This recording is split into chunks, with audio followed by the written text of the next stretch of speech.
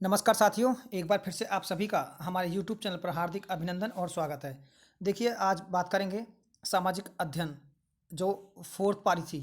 कौन-सी पारी थी? जो 4th पारी थी। जो 4th पारी थी उसमें जो सामाजिक अध्ययन का जो पेपर आया था, जो लास्ट पारी थी उसमें देखिए बहुत सिंपल पेपर है ये। अपेक्षा जो 23 जुलाई को जो पेपर हुआ था सेकंड शिफ्ट में, उसकी अपेक्षा लगभग 50% ये पेपर सरल है। तो आप देखेंगे बहुत ईमानदारी से पूरे प्रश्नों को हल करेंगे और आपके कितने प्रश्न बन रहे हैं सही, आप मुझे कमेंट में ज़रूर बताएं। और देखिए पहला प्रश्न है, भारतीय संविधान निर्मात्री सभा के उपाध्यक्ष कौन थे? उपाध्यक्ष की बात कर रहा है तो ये हो जाएगा एच.सी. मुखर्जी। हरीशचंद्र मुखर्जी इनका नाम है पूरा, ये इनके उपाध्यक्ष थे। अगला क्वेश्चन देखिए, अगला प्रश्न है, संपत्ति का अधिकार वर्तमान में भारत के संविधान के किस अनुच्छेद में वर्णित है? देखिए ये 31 में था, लेकिन इसे हटा करके अब 300 के में एक वैधानिक दर्जा दे दिया गया है, तो इसका सी आंसर हो जाएगा, एकदम राइट। अगला क्वेश्चन है 93, 6 से 14 वर्ष के बालकों के शिक्षा के अवसर उपलब्ध कराने हेतु कौन सा संविधान संशोधन किया गया था? तो वो था 86वां संविधान संशोधन 2002। 86वां संविधान संशोधन 2002 को हुआ था और इस संविधान संशोधन के तहत 6 से 14 वर्ष के बच्चों को जो शिक्षा का जो अधिकार जोड़ा गया था वो जोड़ दिया गया। 21वें संविधान 21वें अनुच्छेद में जोड़ा है इसको, बहुत इंपॉर्टेंट है, ये भी आपको जानना जरूरी है। देखिए अगला क्वेश्चन है 94, भारत के उपराष्ट्रपति के निर्वाचक मंडल में कौन शामिल होता है? देखिए संसद के मनोनीत सदस्य इसमें भाग लेते हैं। कौन लेता है? संसद के मनोनीत सदस्य इसमें भाग लेते हैं। अगला क्वेश्चन, भारत के उच्चतम भारत के उच्चतम न्यायालय से परामर्श करने की राष्ट्रपति की शक्ति संविधान के किस अनुच्छेद में वर्णित है? देखिए हमने पॉलिटिकल साइंस पढ़ाया था, पूरा पॉलिटिकल डिक्टो आया है ये, तो 143 हो जाएगा। इसमें सर्वोच्च न्यायालय राष्ट्रपति से भी परामर्श कर सकता है। अगला देखिए, अगला क्वेश्चन 96, भारत के संविधान के किस भाग में शहरी स्थानीय शासन का वर्णन है? तो वो है 9 के में, 9 के में है।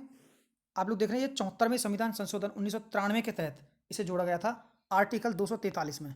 कौन से में? 243 में।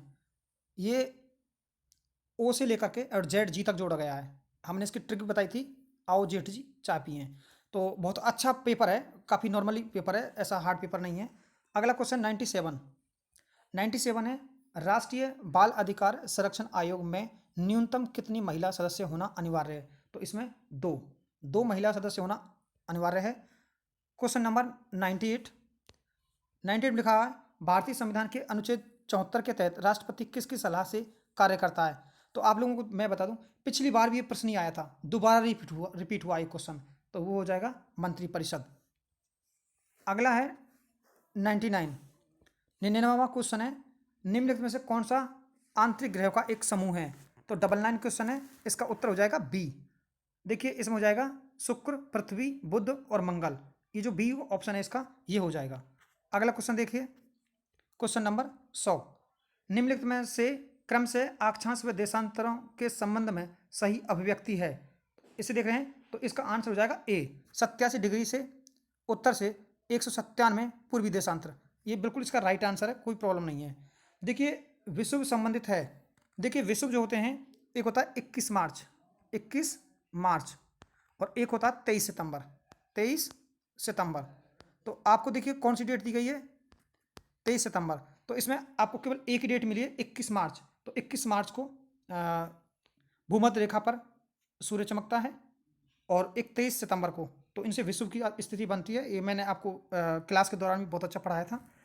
अब देखिए अगला प्रश्न है, प्रश्न नंबर 102, कौन सी भारतीय या कौन सी पर्वतमाला प्रायद्वीपीय पठार के उत्तर पश्चिम में स्थित है? तो वो है अरावली पर्वतमाला। ये प्रश्न 2 परीक्षाओं में रिपीट हुआ है, एक और बीच की परीक्षा हुई थी उसमें भी यही प्रश्न आया था, अभी इसमें भी यही प्रश्न पूछा गया है। अगला क्वेश्चन देखिए, अगला क्वेश्चन है 103 में, निम्नलिखित में से कौन सा अंतर्जनित बलों से संबंधित है? तो वह है ज्वालामुखी, भूस्खलन और भूकंप, ये इसका सही उत्तर हो जाएगा, तो बी आंसर है इसका। आपका जो भी बैठा है आप देख लेना। 1947 में भारतीय पुरातत्व सर्वेक्षण के तत्कालीन डायरेक्टर जनरल कौन थे? देखिए ये प्रश्न अभी भी कल भी पूछा गया था और फिर से ये क्वेश्चन रिपीट किया गया है, तो इसका आंसर हो जाएगा अलेक्जेंडर कनिंघम। कौन है? अलेक्जेंडर कनिंघम है। आगे देखिए अगला प्रश्न। अगर ये मार्टिन व्हीलर होता ना तो मार्टिन व्हीलर भी इसका उत्तर सही हो जाता। देखिए अगला क्वेश्चन है 105। किस सातवाहन शासकों ने स्वयं को अनूठा ब्राह्मण, एक ब्राह्मणा एवं क्षत्रियों के दर्प का हनन करने वाला बताया है? तो ये हो जाएगा 105 में डी, यानी गौतमी पुत्र सप्तकर्णी। अच्छा प्रश्न है ये भी। देखिए वर्तमान रूप में उपलब्ध भगवान महावीर एवं उनके अनुयायियों की शिक्षाएं लगभग 1500 वर्ष पूर्व गुजरात में किस स्थान पर लिखी गई थी? तो वो हो जाएगा बल्लभी। गुजरात का कौन सा स्थान है? बल्लभी स्थान है, इस पर लिखी गई थी। अगला क्वेश्चन है 107। 107वां क्वेश्चन है, संघ में पुरुष और स्त्रियों के रहने की अलग अलग व्यवस्था थी, यह हमें किस त्रिपिटक से प्राप्त होता है या पता चलता है? तो यह 107वां क्वेश्चन है। और 107वें क्वेश्चन में है सी, विनय पिटक, जिसमें इनके नियमों के बारे में भी उल्लेख मिलता है। यह प्रश्न अभी भी रिपीट हुआ था, 23 वाली परीक्षा में भी आया था ये प्रश्न, और इसमें भी रिपीट कर दिया है। अगला क्वेश्चन देखिए 108। 108 है, कौन सी नदियां मगध के यातायात, जल वितरण एवं जमीन को उपजाऊ बनाने में महत्वपूर्ण योगदान दे रही हैं? तो इसमें हो जाएगा, अब इसमें दे रहा कि कौन सी नदियां जल वितरण और उसमें उपजाऊ बनाने में मगध के क्षेत्र को, तो ये हो जाएगा गंगा और सोन नदी। ये करेक्ट आंसर है, कोई प्रॉब्लम नहीं है। अशोक के अधिकांश अभिलेख पाए गए थे। देखिए ये भी कितना सिंपल पेपर, प्राकृतिक भाषा और ब्राह्मी लिपि में लिखा गया था। प्राकृतिक भाषा और ब्राह्मी लिपि थी, ये आंसर हो जाएगा इसका। अगला क्वेश्चन है, वह कौन सा भूभाग था जो ब्राह्मणों को दान दिया जाता था? उनसे भूमि कर व अन्य प्रकार के कर राजा द्वारा नहीं वसूले जाते थे, तो वो हो जाएगा अग्रदान। कौन सी है वो? अग्रदान है, और आंसर हो जाएगा सी इसका। अब देखिए प्राग प्रशस्ति की रचना समुद्रगुप्त के राजकवि हर्षेन ने की, जिसकी भाषा संस्कृत और इसकी शैली थी चंपू। कौन सी शैली थी?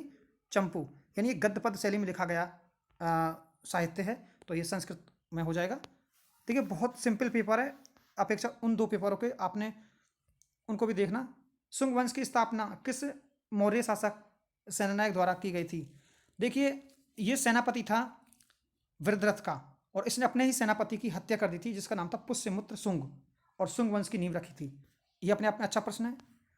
अगला प्रश्न है 113 है, कनिष्क का राज कवि चुने यानी कनिष्क का राज कवि चुने जिसने बुद्ध की जीवनी बुद्धचरित की रचना की थी। देखिए बुद्धचरित, इसे बुद्धों का रामायण कहा जाता है, और इसे अश्वघोषण लिखा था। ये भी बहुत इंपॉर्टेंट है। अगला क्वेश्चन देखिए, मुगल प्रांतों में एक प्रशासनिक प्रमंडल कौन सा था? जो प्रमंडल था, मतलब वो छोटा मंडल जो होता था, वो था परगना। क्या था? परगना दिया गया है इसमें। आप लोगों को मैं याद दिला दूं, इसमें कुछ आपको देखा कि जो मुगल साम्राज्य था वो बटा हुआ था प्रांतों से। देखिए प्रांतों को कहा जाता था सूबा या सूबे, ठीक है। इसके बाद बटा था सरकार में। सरकार को वर्तमान में बोलते हैं सरकार को वर्तमान में बोलते हैं जिले, और जो परगना है इसे वर्तमान में तहसील बोलते हैं। तो इसमें ये तीन ही नाम आए हैं, या तो ये सूबा दे देता, सरकार देता, या परगना। तो इसने परगना दिया, ये आपका चल जाएगा। बहुत सिंपल पेपर है, काफ़ी हार्ड पेपर नहीं है। अलाहाबाद संतों का एक मुख्य काव्य संकलन जिसे तमिल वेद के रूप में भी जाना जाता है, तमिल वेद के रूप में जाना जाता है, और वो है नेलियार दिव्य प्रबंधम। तो इसका हो जाएगा डी आंसर। कौन सा आंसर हो जाएगा? डी हो जाएगा 115 का। अब देखिए अगला प्रश्न, आपके समझ में आ रहा होगा, मुगल शासक जहांगीर की माता किस राजपूत वंश की से संबंधित थी? आप लोगों को पता होगा कि जो जहांगीर की जो माता जी थी वो अकबर की धर्मपत्नी थी, और अकबर की जो धर्मपत्नी थी जोधाबाई, वो आमिर के कछवा शासक भारमल की पुत्री थी। तो भारमल कछवा वंश से संबंध रखता था, ताल्लुकात रखता था। बहुत सिंपल प्रश्न है ये भी अपने आप में। और 117वां प्रश्न है, बहुत अच्छा प्रश्न है ये भी देखिए एक बार। ये फल एक दिन हमारे ही मुंह में आकर गिरेगा। काफी अच्छा कोटेशन था ये। 1851 में गवर्नर जनरल लॉर्ड डलहौजी ने यह कथन किस रियासत के बारे में कहा था? तो ये था अवध। अवध को इन्होंने कुप्रबंधन की प्रथा के माध्यम से और इसे हड़प लिया था। ये आपसे भूला नहीं जाएगा, और ये प्रश्न कई बार पेपर में पूछा जा चुका है। इंपॉर्टेंट क्वेश्चन था और बार बार आ रहा है ये प्रश्न। देखिए, प्रत्यक्ष कार्यवाही दिवस हेतु कौन सा दिन निर्धारित किया गया था? ये प्रश्न पिछली बार भी पूछा गया उसी परीक्षा में और फिर पूछ लिया गया 16 अगस्त 1946। 16 अगस्त 1946 इसका उत्तर हो जाएगा। तो 118 का हो जाएगा डी। तो ये हो जाएगा। ये मुस्लिम लीग ने एक प्रत्यक्ष कार्यवाही दिवस मनाया था, ये आपको जानना बेहद जरूरी है। अगला क्वेश्चन देखिए एक बार। किस संविधान संशोधन के द्वारा भारत में वयस्क मताधिकार की आयु 21 से घटाकर 18 कर दी गई थी? तो वो था 61वां संविधान संशोधन 1889, यानी 18वां यानी 61वां संविधान संशोधन 1889 को हुआ था और इसके तहत उम्र घटा करके 21 से 18 कर दी गई थी। देखिए अगला क्वेश्चन 120वां है।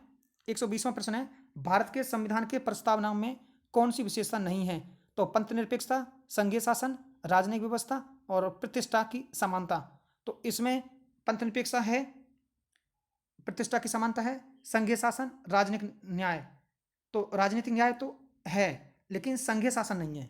100% इसका बी आंसर होगा। मैं चैलेंज कर रहा हूं। अब देखिए, पिछोला झील का निर्माण किस शासक के काल में हुआ था? तो जो पिछोला झील का निर्माण है वो राणा लाखा के समय में एक चिड़ीमार और बिच्छूमार बंजारे के द्वारा करवाया गया था। आगे देखिए, सवाई जयसिंह द्वारा लिखित जयसिंह कारिका नामक ग्रंथ किस विषय से संबंधित था? यह था ज्योतिष से। देखिए यही प्रश्न अभी भी रिपीट किया गया था, जो थर्ड पेपर हुआ था उसमें भी यही प्रश्न पूछा गया था। ज्योतिष संबंधित था। ये काफी सरल प्रश्न है जो लगातार पूछे जा रहे हैं। और एक और प्रश्न है, पिछवैया चित्रांकन किस चित्रकला शैली से संबंधित है? तो वो है नाथ द्वारा फट चित्रण शैली से। आपको पता होगा नाथ द्वारा में पार्वती या जोशी परिवार इसके लिए विख्यात माना जाता है। अगला क्वेश्चन देखिए। अगला क्वेश्चन है 124। देखिए ये भी प्रश्न जो अभी आया है ये भी पिछली हिंदी में पूछा गया था एक प्रश्न। रागड़ी व नीमाड़ी, यानी रागड़ी व नीमाड़ी किस राजस्थानी बोली की उपबोलियां हैं? तो वो हो जाएगा ए आंसर, मालवी की। अभी भी आया है ये प्रश्न, तो मालवी की। कौन बागड़ की मीरा के नाम से जानी जाती है? तो यह गबरीबाई। कौन है? गबरीबाई। देखिए जो हमने आरबीएससी की जो किताबें जो हमने वीडियो के माध्यम से दी हैं आप लोगों को, पूरा की पूरा पेपर डिक्टो वहीं से छप के आया, एक भी प्रश्न बाहर से नहीं आया है। तो आप लोग बिल्कुल दोबारा से विजिट करना हमारे यूट्यूब चैनल पर और इनको देखना। अपना यूट्यूब चैनल है जी के भाई विनोद सर। हमने आरबीएससी के संबंध में सभी वीडियो डाले हैं और जितना हो सकता है आपका मेन रीट होगा उससे पहले हम टोटलिस्ट जो एनसीईआरटी की बुक हैं वो सारी बुक आपके सामने पेश कर देंगे। तो अगला प्रश्न देखिए, निम्न में से कौन सा सामाजिक विज्ञान का लक्ष्य नहीं है? तो सामाजिक विज्ञान का लक्ष्य नहीं है। देखिए ये प्रश्न जो है ये क्या है, जो शिक्षण मेथड होते हैं उनमें से आया है। बौद्धिक मानसिक विकास, सामाजिक परिवर्तन लाने में सहायक बनाना और अवकाश के समय का सदुपयोग करना और शिक्षण शिष्टाचार। तो देखिए शिक्षण में शिष्टाचार आता है तो ये अवकाश का सदुपयोग है, ये उसका उत्तर नहीं हो सकता, ये अलग है। अब देखिए सामाजिक विज्ञान में शिक्षण अधिगम सामग्री का महत्व है। देखिए आप लोग एक बात सोचिए, इसमें दे रखा है समय और परिश्रम की बचत। ठीक बात है, अगर सामग्री हम उनके सामने पेश कर देंगे तो निश्चित रूप से बच्चा जल्दी समझेगा और परिश्रम भी कम लगेगा और समय भी कम लगेगा, कम समय में ज़्यादा अच्छा सीख पाएगा। और विषय वस्तु की स्पष्टता, आपको पता होगा अगर हम किसी चीज़ को दिखा के सिखाएंगे, भ्रमण करा के सिखाएंगे, जैसे सहायक सामग्रियों या जो जिन्हें हम टीचिंग एड से बोलते हैं, इनके माध्यम से अगर सिखाएंगे तो निश्चित रूप से बच्चा बहुत जल्द सीखेगा। तो इनके दोनों आंसर सही हैं, डी आंसर होगा इसका 100%। अगला क्वेश्चन देखिए, सामाजिक विज्ञान से तात्पर्य अध्ययन की उन शाखाओं से है जो मानव मात्र को उनके सामाजिक संबंधों के संदर्भ में समझने में सहायता प्रदान करते हैं। यह परिभाषा दी गई थी। देखिए साथियों, इस परिभाषा के लिए आप जब भी आरबीएससी की जो आंसर की आएगी उसका इंतजार करें। ये 28वां क्वेश्चन था। मैं इसमें अपने दिमाग से कुछ नहीं बता सकता, आरबीएससी जो मानेगी वो माना जाएगा। सूचना तकनीकी शिक्षा में सबसे पहले उपयोग किस देश में किया गया था? तो वो किया गया था यूएसए में। और फिर भी इसे आप बाद में देख लेना, कोई प्रॉब्लम नहीं है। अगला क्वेश्चन है 130वां, एक अच्छे मूल्यांकन के लिए कौन सा मापदंड सही नहीं है? देखिए वैधता, विश्वसनीयता और वस्तुनिष्ठता इसके ये जाना जाता है, लेकिन व्यक्तिपरकता बिल्कुल नहीं होगा। और ये प्रश्न बहुत ही सिंपल हैं, आसानी से आपने किए होंगे। सामाजिक विज्ञान शिक्षण के मूल हैं, सामाजिक विज्ञान के शिक्षण के मूल हैं सामाजिक मूल्य, कलात्मक एवं मनोरंजन मूल्य, जनतांत्रिक मूल्य। इसका आंसर हो जाएगा सभी। सभी उत्तर सही हैं इसके, गारंटी के साथ। आगे देखिए, संकल्पनात्मक मूल्यांकन निम्न के लिए अनुपयुक्त है। देखिए संकल्पनात्मक मूल्यांकन होता है बाद में, सबसे बाद में किया जाने वाला मूल्यांकन होगा वो संकल्पनात्मक मूल्यांकन होगा। एक होता है निर्माणाधीन मूल्यांकन, जो जिसे रचनात्मक मूल्यांकन बोलते हैं, जो बीच में होता है, तो ये अंत में होता है। श्रेणी ग्रेड निश्चित करने में, विद्यार्थी अधिगम का सार संक्षेप तैयार करने में, यानी सत्रांक मूल्यांकन में, शिक्षण अधिगम प्रक्रिया की प्रगति निगरानी में। तो इसका आंसर होगा बी, 100%। बी इसका सही उत्तर है। आगे देखिए, निम्न में से कौन सा विषय उच्च प्राथमिक स्तर पर सामाजिक विज्ञान में सम्मिलित नहीं है? इतिहास, भूगोल, नागरिक शास्त्र और मनोविज्ञान। तो कौन सा नहीं है? तो नागरिक शास्त्र जो है वो इसका विषय नहीं है। नागरिक शास्त्र इसका विषय नहीं है, ध्यान रखें। अगला क्वेश्चन देखिए, अगला प्रश्न है, निम्न में से शिक्षण के अनुप्रयोग उद्देश्यों का सही उदाहरण है? परिभाषा देना, वर्गीकरण करना, स्थापित करना और प्रत्यास्मरण। अनुप्रयोग, अनुप्रयोग का मतलब आप जान रहे हो, वर्गीकरण करना, परिभाषा देना, स्थापित करना और प्रत्यास्मरण करना। तो इसका मतलब है वर्गीकरण करना। क्या करना? वर्गीकरण करना इसका उत्तर हो जाएगा। अगला क्वेश्चन देखिए, सूचना तकनीकी के मुख्य घटक हैं। सूचना तकनीकी के मुख्य घटक हैं सॉफ्टवेयर, हार्डवेयर, उपयोगकर्ता और उपरोक्त सभी। देखिए सूचना तकनीकी के मुख्य घटक हैं, ये दोनों घटक हैं सूचना तकनीकी के, हार्डवेयर भी और सॉफ्टवेयर भी। और उपयोगकर्ता अगर उपयोगकर्ता अगर नहीं होगा तो इनका फिर उपयोग कैसे किया जाएगा? बिल्कुल 100% इसका सभी उत्तर है, आंसर डी होगा इसका। अगला क्वेश्चन देखिए, कौन सी स्थायी पवनें 30 दक्षिणी अक्षांश से 60 दक्षिणी अक्षांशों के मध्य चलती हैं? और वो हो जाएंगी पछुआ पवनें। कौन सी पवनें हो जाएंगी? पछुआ पवनें। आपको पता होगा स्थायी पवनों की संख्या 3 है। एक है यानी पछुआ भूमध्यरेखीय पवनें, और एक है पूर्वी पछुआ पवनें, और एक है पूर्वी ध्रुवीय पूर्वी पवनें। तो ये 3 पवनें हैं, ध्यान रखें आप, ये इसका सही उत्तर है। अगला क्वेश्चन देखिए, विली विली चक्रवात कहाँ आते हैं? जो विली विली चक्रवात आते हैं वो आते हैं ऑस्ट्रेलिया में, यानी पश्चिमी ऑस्ट्रेलिया में। और इसका सही आंसर दिया, देखिए क्लास के दौरान पढ़ाते समय भी मैंने इसका बहुत ज़्यादा जिक्र किया था। विली विली चक्रवात ऑस्ट्रेलिया में आते हैं। बहुत सिंपल पेपर है, ज़्यादा हार्ड पेपर नहीं है। अब इसमें देखिए अगला प्रश्न आ रहा है 138वां, निम्नलिखित में से महासागरीय धाराएं, निम्नलिखित में से कौन सी महासागरीय धाराएं में से कौन सी धाराएं दक्षिणी अटलांटिक महासागर में स्थित हैं? जो स्थित हैं वो आपको बतानी है, और जो स्थित नहीं है उन्हें छोड़ना है। तो 138वां क्वेश्चन है, इसका आंसर हो जाएगा डी। देखिए केवल तीसरी जो धारा है वो इसकी नहीं है, जो बेंगुएला की जो क्या बोलते हैं इसका, जो आयोसीओ की धारा है ये इसकी नहीं है। बाकी 3 धाराएं 1, 2 और 4 इसका राइट आंसर है, बिल्कुल करेक्ट सील। आगे देखिए 139, देहरादून, पाटलिपुत्र एवं, देखिए देहरादून, कोटलीदून एवं पाटलिपुत्र स्थित हैं हिमाद्री शिवालिक के दक्षिण में। तो देखिए बहुत अच्छा प्रश्न है, हिमाचल व शिवालिकी के मध्य। तो देखिए ये स्थित हैं शिवालिकी के दक्षिण भागों पर। मैं आपको याद दिला दूं, मैंने कई बार ये प्रश्न लिखवाया भी है। शिवालिकी के नीचे जो गिरिपद भाग हैं उन्हें देहरादून, पाटलिपुत्र आदि नामों से जाना जाता है, और ये प्रश्न डिक्टो साफ आया है और पढ़ाया है मैंने। आगे देखिए, अगस्त माह में भारत में उष्णकटिबंधीय पूर्वी जेट स्ट्रीम धारा किस अक्षांश में प्रभावित होती हैं? देखिए इसके लिए आपको थोड़ा सा सब्र करना पड़ेगा, ये 40वां क्वेश्चन है, इसके लिए थोड़ा देखना पड़ेगा आपको। अगला क्वेश्चन देखिए 141, 141। देखिए राजस्थान के भौतिक प्रदेशों का उत्तर से दक्षिण अवस्थित क्रम को समझा दीजिए। उत्तर से दक्षिण की बात कर रहा है ये, और प्रश्न नंबर 141। तो इसका उत्तर हो जाएगा सी, शेखावाटी, विंध्यन श्रेणी, लूनी बेसिन और माही का मैदान। जो इसका सी वाला ऑप्शन है ये करेक्ट सही है, इसमें कोई संशय नहीं है। आगे देखिए, निम्नलिखित में से अरब सागरीय अफवाह तंत्र का उदाहरण है? अरब सागर का अफवाह तंत्र है, और वो है जोजड़ी, बांडी और जवाई। आपको पता लगा होगा। देखिए कहीं ना कहीं कोई ना कोई नदी, ये सभी नदियां एक दूसरी नदी में जुड़ करके निकल जाती हैं बंगाल की खाड़ी की ओर।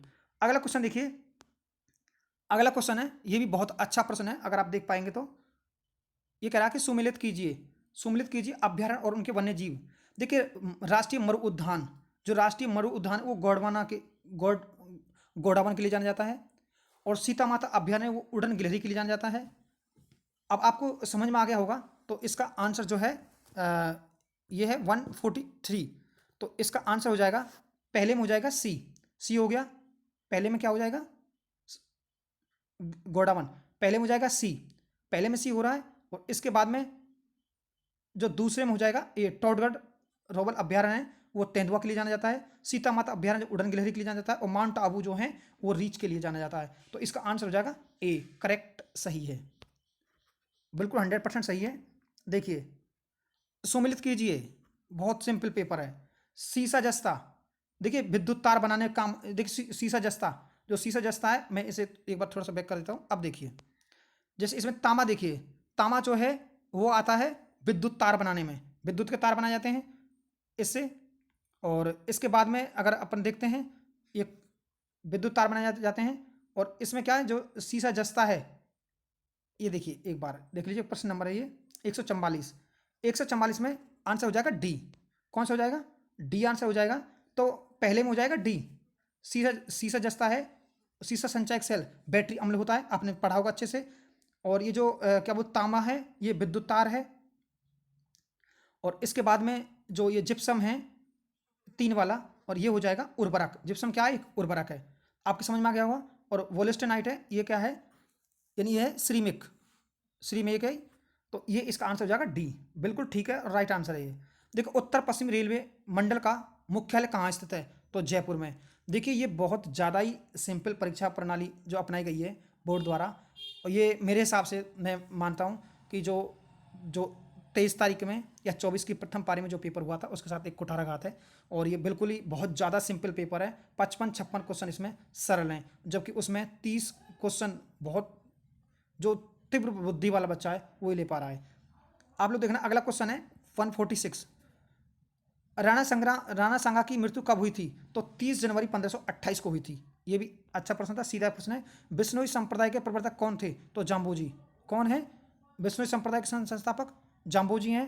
बिचौलिया किसान आंदोलन को व्यापक प्रचार देने वाला समाचार पत्र प्रताप के संपादक कौन थे? तो प्रताप के संपादक थे गणेश शंकर विद्यार्थी। साथ ही जो गणेश शंकर विद्यार्थी हैं इन्होंने बिचौलिया किसान आंदोलन को देशव्यापी नहीं बल्कि विश्वव्यापी बनाया था इस पत्रिका के माध्यम से। अगला क्वेश्चन देखिए 49 क्वेश्चन है 149। राजस्थान एकीकरण के प्रथम चरण में मत्स्य संघ की स्थापना कब हुई थी? तो मत्स्य संघ की जो स्थापना है वो आपको आसानी से दिख रही होगी। इसका उत्तर हो जाएगा 18/3/1948, यानी 18 मार्च 1948 को मत्स्य संघ की स्थापना हुई थी। इसमें ए, बी, सी और डी, अलवर, भरतपुर, करौली और धौलपुर, इन रियासतों को सम्मिलित किया गया था। और इन रियासतों का जो एकीकरण किया गया था वो के.एम. मुंशी के नेतृत्व में किया गया था, ध्यान रखें इस बात को। अब 1919 में राजस्थान सेवा संघ की स्थापना कहाँ की गई थी? और ये की गई थी वर्धा में। वर्धा महाराष्ट्र में। ये हरिभाऊ किंकर, विजय सिंह पथिक और राम नारायण चौधरी के अथक प्रयासों से हुई थी। साथियों बहुत सिंपल पेपर था, इतना खास कठिन पेपर नहीं था। और आपके कितने सही बैठ रहे हैं? अगर आप 50 तक जा रहे हैं आपका अच्छा स्कोर है। अगर उसके आप नीचे रह रहे हैं निश्चित रूप से आपकी स्थिति फिर दयनीय है।